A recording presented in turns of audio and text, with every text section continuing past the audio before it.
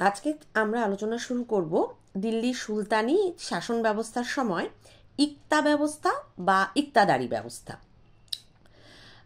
আমরা আলোচনা করছিলাম যে রাজার দ্বারা বা শাসকের দ্বারা সরাসরি শাসন না করে কিভাবে আমলাদের দ্বারা বা বড় বড় সরকারি কর্মকর্তাদের দ্বারা কিভাবে শাসন পদ্ধতি চলে। এর আগে এই উদ্দেশ্যেই আমরা আলোচনা করেছিলাম পারস্যের স্যাট্রাপদের নিয়ে এবং তার সাথে সাথে হচ্ছে চীনের যে ম্যান্ডারিন ব্যবস্থাটা রয়েছে সেই ম্যান্ডারিন ব্যবস্থাটা নিয়ে। এবার আমরা ভারতবর্ষের দিকে আসব। ভারতবর্ষের দিকে এসে আমরা ভারতবর্ষের এরকম একটা আলোচনা করব। একটা ঠিক নয়, দুটো। এক সুলতানি আমল বা মধ্যযুগ যেটা আমাদের ভারতবর্ষে চলেছে, সেই মধ্যযুগের সুলতানি আমলের ইক্তা ব্যবস্থা এবং মধ্যযুগের পরবর্তী ভাগ মোঘল যুগ যেটা চলেছে বা মোঘল আমল, সেই মোঘল আমলের মনসবদারি ব্যবস্থা। দুটো প্রায় একই রকম। মনসবদারির চাইতেও মোঘল আমলের জায়গিরদারি ব্যবস্থাটার মতো ইক্তা ব্যবস্থা অনেকটা ছিল। এবার আসি ইক্তাতে। ইক্তা শব্দটার অর্থই হচ্ছে এক অংশ বা এক ভাগ। তো এখানে কেন এই এক অংশের কথা? ইক্তা বলতে বোঝায় যে সরকারের যে খাস জমিগুলো থাকে সেই জমিগুলো কাউকে দিয়ে চাষ করানো এবং চাষ করানোর পরে সেখান থেকে যে ফসলটা উঠবে সেই ফসলের এক ভাগ, বা সেই ফসলটা যদি কৃষক বিক্রি করে দেয় সেখান থেকে যে টাকা পাবে সেই টাকার এক ভাগ সরকারকে ফেরত দিতে হবে। এই যে এক অংশ বা এক ভাগ সরকারকে ফেরত দিতে হবে, এই পদ্ধতিটাকে বলা হয় ইক্তা ব্যবস্থা বা ইক্তাদারি সিস্টেম বা মুক্তি। এই জিনিসটাই আমরা আলোচনা করব। এবার ইক্তা, যারা ইক্তার ক্ষমতাটা পেতেন বা ইক্তার অধিকার পেতেন তাদেরকে ইক্তাদার বলা হতো। মূলত ইক্তা ব্যবস্থাটা ভূমি রাজস্ব ব্যবস্থা ছিল। মানে জমি থেকে যেমন খাজনা পাওয়া যায়, রাজস্ব পাওয়া যায়, সেই রাজস্ব বা খাজনার একটা নির্দিষ্ট পরিমাণ, এক অংশ, এটাকে ইক্তা বলা হতো। ডক্টর ইরফান হাবিবের মতে ইসলামের বিধান অনুসারে কৃষকের উৎপন্ন ফসলের উদ্বৃত্তের এক অংশ কর হিসাবে গ্রহণ করা হয় এবং তা প্রাদেশিক মুসলিম শাসকদের মধ্যে বন্টন করা হয়। এটাকে ইক্তা প্রথা বলা হয়। আবার আন্দ্রে উইঙ্ক তিনি ওই ইক্তা সম্পর্কে বলেছেন, a salary for service granted for a limited time. মানে অনেকটা রাজা বা সুলতান কাউকে বেতন না দিয়ে, মানে নগদ অর্থে বেতন না দিয়ে কাউকে জমি দান করছেন এবং বলছেন সেই জমিটাতে তুমি ফসল ফলাও, সেখান থেকে তার এক ভাগ, সেই ফসলের এক ভাগ বা সেই ফসল বিক্রি করে যে টাকা তুমি পাচ্ছ বা তোমার কৃষকেরা পাচ্ছে তার এক ভাগ তুমি সুলতানকে বা সরকারকে দেবে। এটাই ইক্তা। মানে জমিটাও চাষ করানো হলো, সম্রাটের ঘরে বা সুলতানের ঘরে টাকাটাও আসলো, আবার ইক্তাদারকে কোনো বেতন দিতে হলো না, তাকে জমি দেওয়া হলো। ধরো একটা জমি, খুব সাধারণভাবে বলতে গেলে এটাতেই বুঝবে, ধরো একটা জমি 100 বিঘার একটা জমি, জমি সব সুলতানের হয়, রাজাদেরই তো জমি হয়, সেই 100 বিঘা জমি দিয়ে দেওয়া হলো কোনো ইক্তাদারকে, বলা হলো তার 1% তুমি দেবে আমাকে ট্যাক্স হিসাবে বা কর হিসাবে। এবার সেই 100 বিঘা জমি চাষ করিয়ে দেখা গেল সেই আমলে ইক্তাদার আয় করলেন 500 টাকা। সেই 500 টাকার এক ভাগ মানে 5 টাকা ইক্তাদারকে দিতে হবে হচ্ছে সরকারকে। তাহলে বাকি 495 টাকা থেকে গেল ইক্তাদারের কাছে। ফলে ইক্তাদারকে বেতন দিতে হলো না, সরকার দিয়ে দিল জমি, ইক্তাদার সরকারকে দিল হচ্ছে খাজনা বা কর।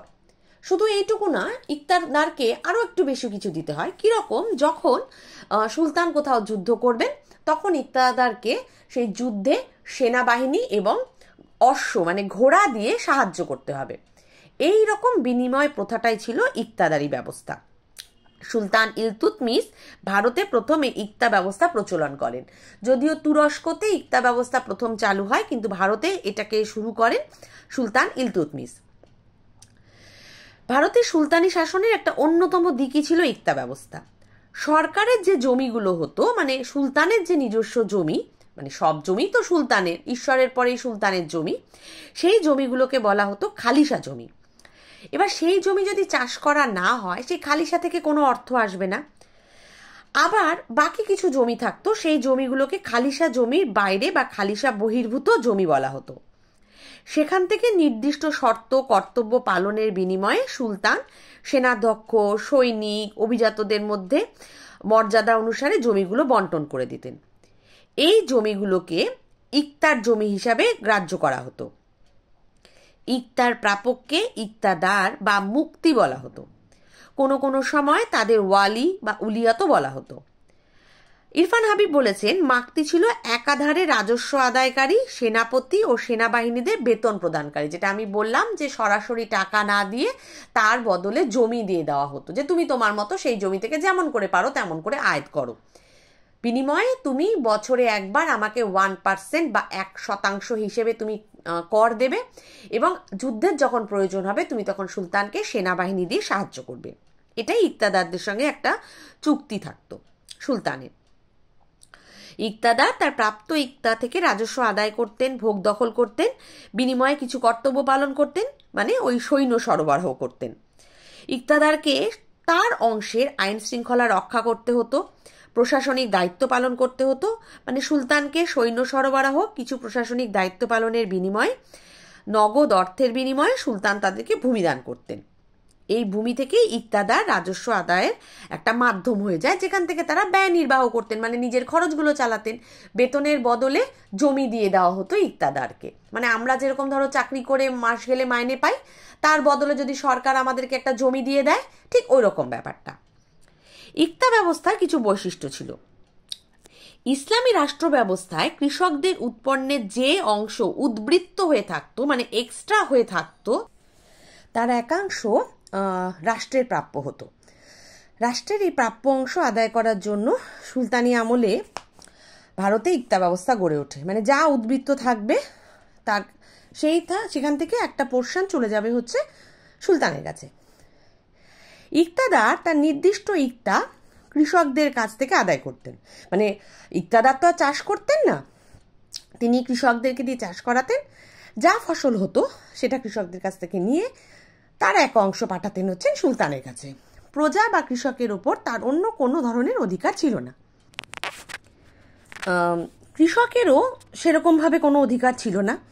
কৃষক ইচ্ছে করলে যদি মানে সমস্যা হয় যে ইকতা টাকা সে দিতে পারছে না বা ফসল সে দিতে পারছে না, তখন গিয়ে কৃষক তার সমস্যার কথা রাজদরবারে জানাতে পারত।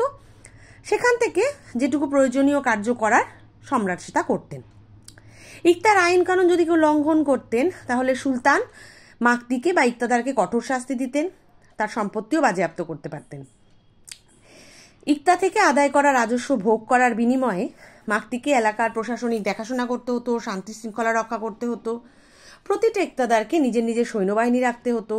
সুলতান বিরোধী বিদ্রোহ দমন করার জন্য বাহিনীকে ব্যবহার করা হতো। যতই ইকতাদার জমি পান না কেন, তাকে সুলতানের ইচ্ছার উপরে নির্ভর করতে হতো। সুলতানের বিরাগভাজন হলে তাকে বদলি করা হতো, তার ইকতা কেড়ে নেওয়াও হতো। বিভিন্ন সময়ে ইকতাদারদের পদ্ধতি সংস্কার হয় এবং বিবর্তনও করা হয়। ইলতুৎমিশের সময় এই পরিবর্তনগুলো শুরু হয়। ইলতুৎমিশই শুরু করেছিলেন ইকতা ব্যবস্থাটা ভারতে।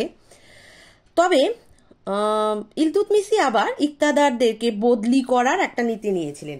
মানে একটা জায়গায় যদি একজন ইকতাদার বছরের পর বছর রাজত্ব করে যান, তাহলে কিন্তু সে দুর্নীতিগ্রস্ত হয়ে পড়বে। সেই কারণেই ইলতুৎমিশ এদেরকে বদলি করে দিতেন, ট্রান্সফার করতেন।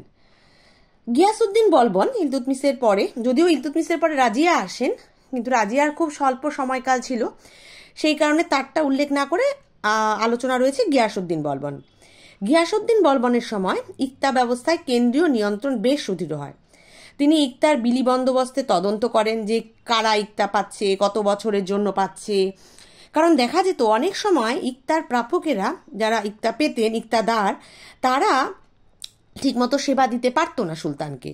সেই সময়গুলোতে বলবন কি করেন, ইকতাগুলো তিনি পরিমাণ হ্রাস করে দেন, যে এরা বয়স হয়ে গেছে, দেখাশোনা করতে পারবে না, এদেরকে এত পরিমাণে ইকতা দেওয়ার দরকার নেই। ইকতার হিসেব তিনি দেখাশোনা করতেন, প্রাপ্য অর্থ কিভাবে আদায় করা হবে সেগুলো নিয়েও তিনি কিছু ন্যায় নীতি ঘোষণা করেন, আয় ব্যয় দেখাশোনা করেন, উদ্বৃত্ত অর্থের সঠিক হিসাব রাখা শুরু করেন যাতে কোনোভাবেই ইকতাদাররা সুলতানের বিরোধিতা করতে না পারে। আবার ইকতাদারদের দেখাশোনা করার জন্য বলবন খোয়াজা নামে এক শ্রেণীর কর্মচারী নিয়োগ করেন। ইকতাদার যাতে নির্দিষ্ট পরিমাণে সৈন্য রাখে এবং ইকতা ব্যবস্থাটা যেন বংশানুক্রমিক হয়ে না যায়, মানে বাবার পরে ছেলে ইকতাদার হবে, এই জিনিসটা যেন না হয় সেদিকে বলবন খেয়াল রাখেন। কারণ কি বলতো, ধরো বাবার পর ছেলে পাবে ইকতা, ছেলে এটা জানে, ফলে ছেলে কিন্তু ইকতাটার ভালো মন্দ দেখাশোনা করা দায়িত্বগুলো থেকে গাফিলতি করা শুরু করবে। কিন্তু যদি জানে যে না বাবার পরে আমি পাবো না, আমাকে যদি ইকতা পেতে হয় কাজ করে যোগ্যতা প্রমাণ করে আমাকে ইকতা পেতে হবে, সেক্ষেত্রে ছেলে কিন্তু অনেক বেশি এফর্ট দেবে। সেই কারণেই বংশানুক্রমিক এই ইকতা ব্যবস্থাটাকে বলবন কখনোই করতে চাননি। এরপর আসেন আলাউদ্দিন খলজি, সুলতানি আমলের সবচেয়ে শক্তিশালী একজন সুলতান। তিনি কি করেন, তিনি কাছের মানে দিল্লির আশেপাশে যে জায়গাগুলো ছিল সেই সবকটাকে তিনি খালিসা জমি বা সরকারের খাস জমি বলে পরিণত করেন। তারপর দূরের যে অঞ্চলগুলো ছিল সেই জমিগুলোতে তিনি ইকতা ব্যবস্থা শুরু করেন, কারণ ওখানে তিনি সরাসরি যেতে পারছেন না, তখন তিনি সেই জায়গাগুলোতে ইকতাদার নিয়োগ করেন। তবে এই ইকতাদারের সমস্ত আয় ব্যয়ের হিসাব তিনি রাখতেন। কোনো দুর্নীতিগ্রস্ত ইকতাদার যদি পাওয়া যায় তাকে প্রচণ্ড পরিমাণে শাস্তির ব্যবস্থা করতেন। সেনাপতিকে ইকতা দিয়ে সৈন্যদের ইকতার পরিবর্তে কিছু কিছু ক্ষেত্রে তিনি নগদ বেতন দেওয়ারও নিয়ম চালু করেন। মানে যেখানে তিনি দেখেন যে এই ইকতা ব্যবস্থাটার বেশি সুবিধা নিচ্ছে, তার ইকতা ব্যবস্থা বন্ধ করে দিয়ে তিনি নগদ বেতন দিতে শুরু করেন, যার ফলে রাজকোষের আয় ক্রমশ বাড়তে থাকে। অসম্ভব বিচক্ষণ একজন সুলতান ছিলেন আলাউদ্দিন খলজি।